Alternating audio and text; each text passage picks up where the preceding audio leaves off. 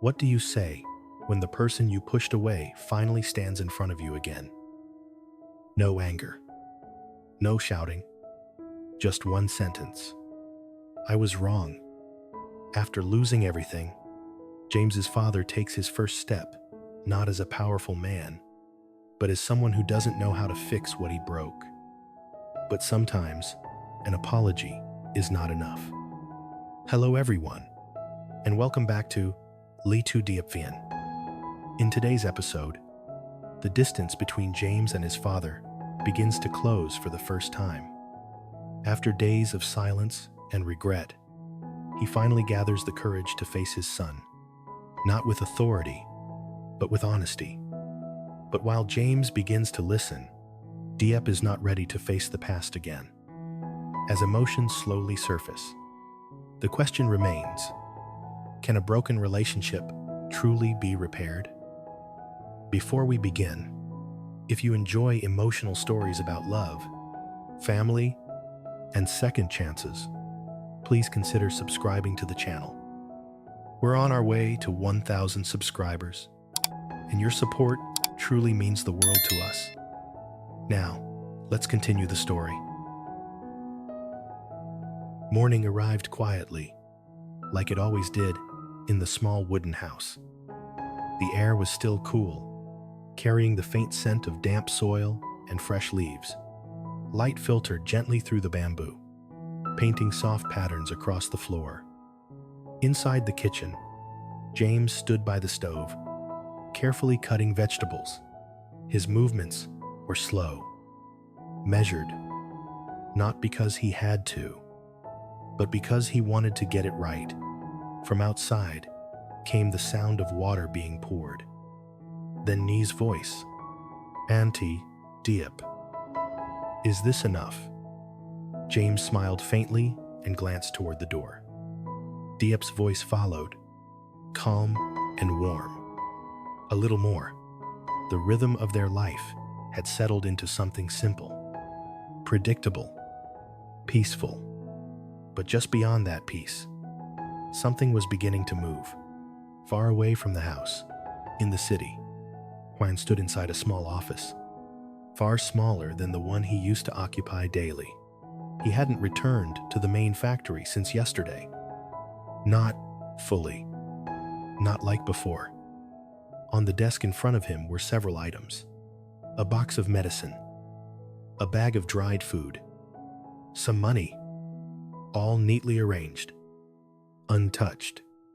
He stared at them for a long time, as if they might answer a question he didn't know how to ask. A man stood nearby, his assistant. "Sir, should I have these delivered?" Juan didn't respond immediately. Instead, he asked quietly, "What do people do when they want to apologize?" The assistant froze, because in all the years he had worked for Houn, he had never heard that question before. I'm not sure, sir." Juan nodded slowly. "Neither am I." Silence filled the room. Then he looked back at the items on the table. "They live simply now," he said. "Right?" The assistant nodded. "Yes, sir." "And I." Juan's fingers rested lightly on the edge of the table. "Then maybe this will help." The words sounded uncertain, almost unfamiliar coming from him. He pushed the items slightly forward. "Have someone bring it." The assistant hesitated. "And what should they say?" Juan paused, then shook his head.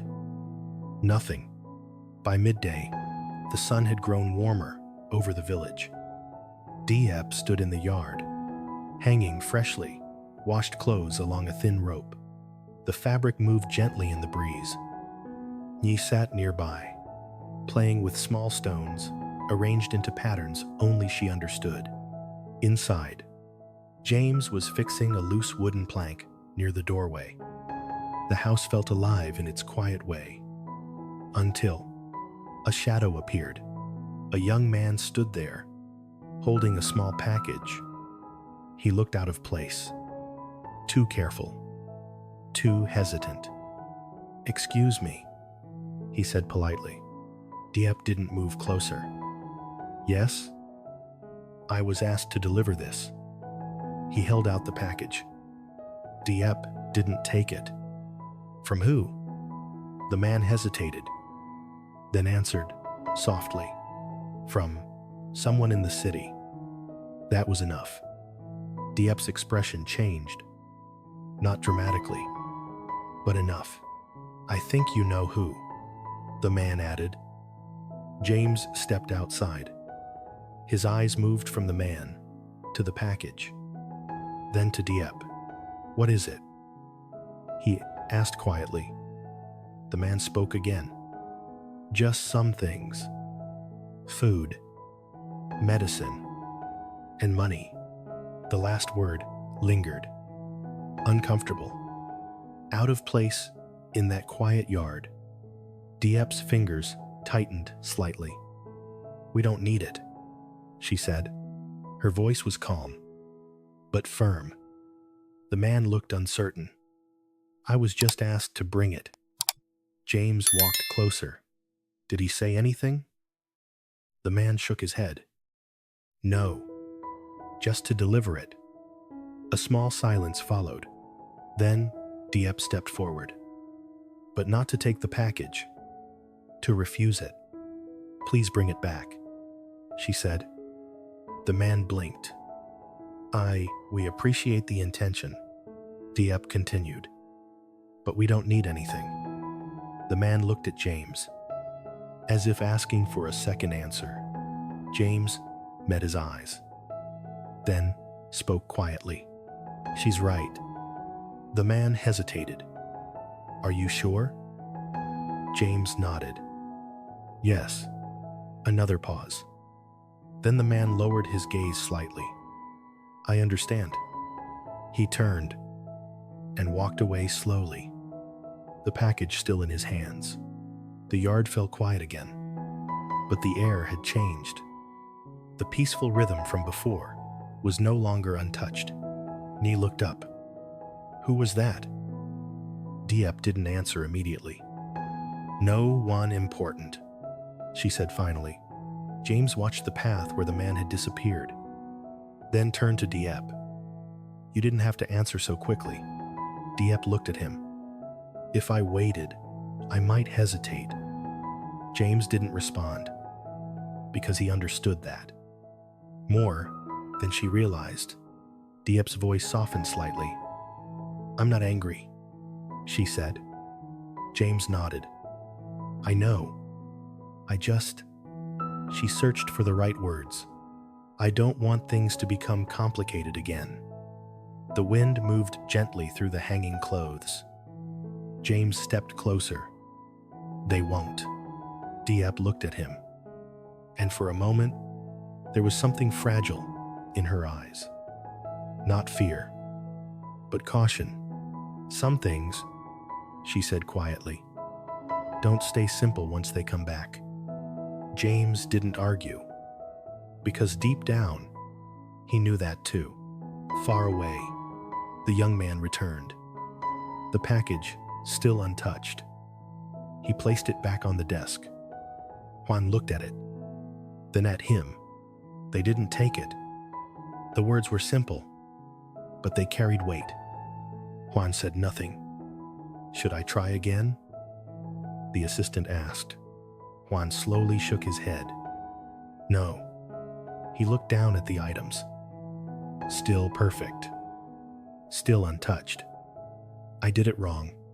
The realization came quietly, without anger, without resistance, just truth. And, for the first time, he understood something simple. You can't fix a broken relationship with money. The afternoon sun drifted slowly across the yard, turning the hanging clothes into soft waves of light. Everything looked the same, but nothing felt the same. James stood near the doorway, his hands resting lightly on the wooden frame. His eyes moved briefly toward the path, then back to the house. Diep was still standing near the clothesline, her fingers adjusting a piece of fabric. Silence stretched between them. Not uncomfortable, but not entirely peaceful either. Inside, Nee hummed quietly to herself, stacking small stones.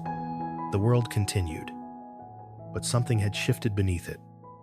Later that afternoon, James picked up a small basket. "I'm going to the stream," he said, "to wash these." Diep nodded. "I'll finish here."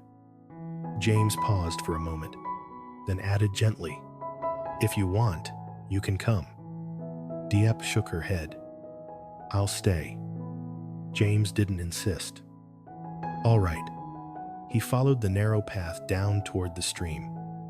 The bamboo trees grew thicker there, the air cooler. The sound of water grew clearer. Not far from the stream, another figure stood quietly among the trees. Juan. He had come back. Not with gifts this time. No packages. Just himself.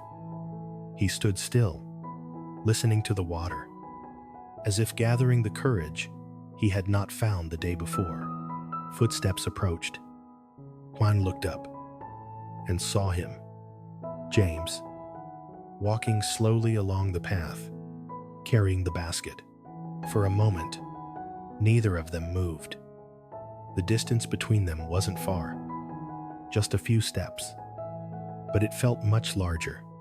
James stopped. His grip on the basket tightened slightly, then loosened. He had imagined this moment, in different ways, with anger, with silence, with words, he might say. But now that it was real, all of those thoughts disappeared. Only one thing remained: reality. Juan took a small step forward, then stopped. "James." His voice was quieter than it had ever been. James didn't respond immediately. He simply looked at him.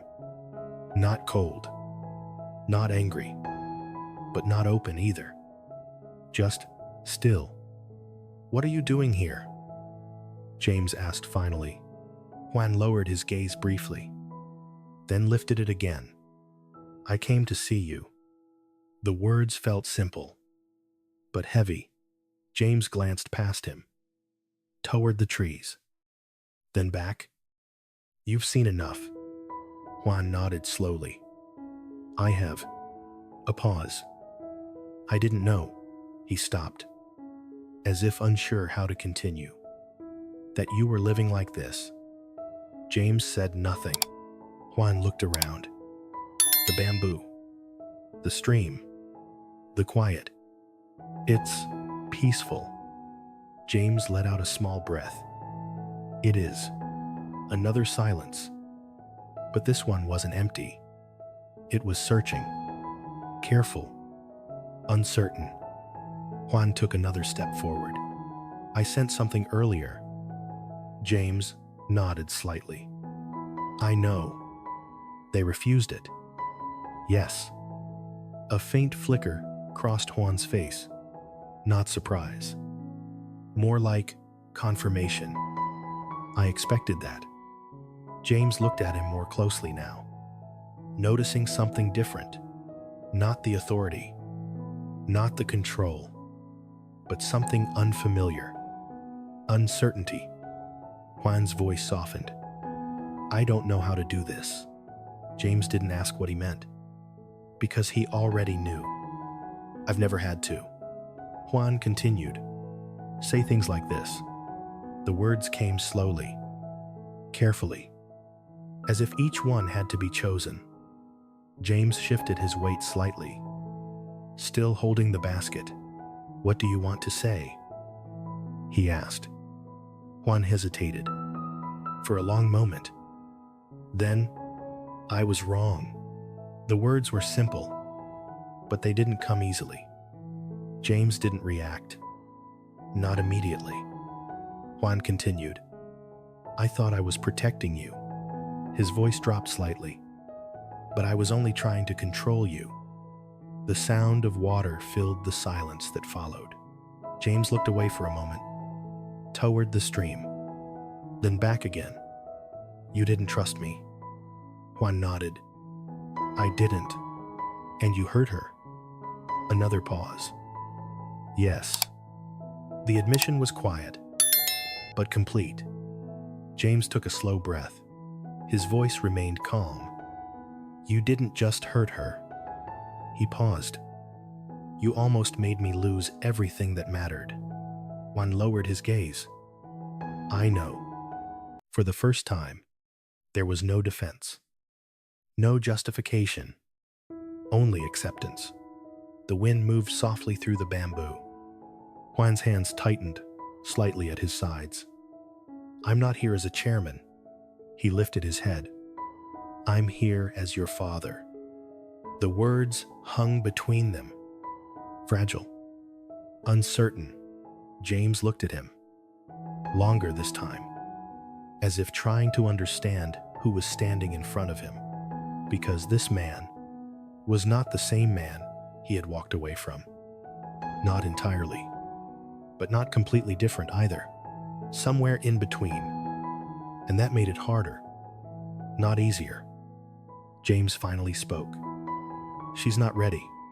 Juan didn't need to ask who. He nodded slowly. I understand.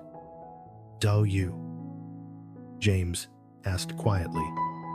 Juan met his eyes. I think I'm starting to. Another silence. Then James looked down at the basket in his hands. I should go. Talents. Juan nodded. Yes.